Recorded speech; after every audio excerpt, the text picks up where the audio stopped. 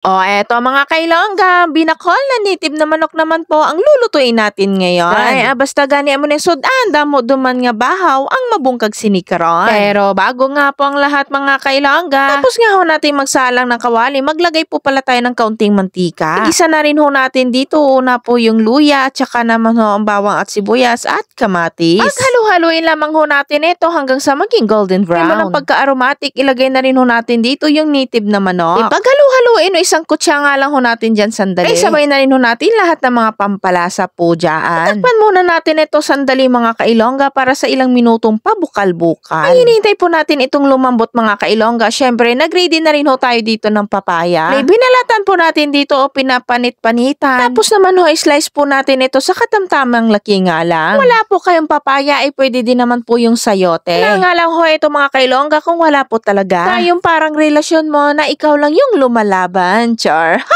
Pagkatapos nga ho nating slice dito mga kailongga, syempre huhugasan na rin ho natin dito ng mabuti. Huwag na lang po natin ipakita kung ilang beses po natin itong hinugasan. Tapos nga ho neto, meron po pala tayo ditong niyog. Bubuksan po natin ito dahil ito po yung gagawin po nating pangsabaw. Kaya nga po tinawag po natin itong binakol dahil sa bawat pato po ng niyog ang atin pong ilalagay dito. Bawat pagluto nitong binakol ay syempre meron po tayong kanya-kanyang style sa pagluto nito. Mga nga ho ay sariling mga version. Bali dito nga ho mga kailongga, kinudkod ko na po itong laman ng niyog. Dahil ilalagay din po natin ito mamaya. Pagkatapos nga ho nating itong kudkudin mga kailongga, ibubuksan po natin itong ating niluto. Para ilalagay na rin ho natin ito para sabay-sabay na rin ho maluto ito. Haluin natin sandali. Na rin ho natin ito tatakpan. Tapos ng ilang minuto, abay bubuksan po natin ito dahil lalagyan po natin ito ng green sili o siling haba. Sasabay na rin ho natin dito yung dahon po ng malunggay. Muna natin ito sandali para sa ilang minutong pabukal-bukal na din ulit. Mga kailongga, pagkalipas ng ilang minuto, abay eto na nga ho, luto na nga po ang ating ulam for today's video. Ay, kay raming baho na naman ang mabubungkal. Sigurado po akong pati dukot, ubos. Lumabas ang pagkatsikalon.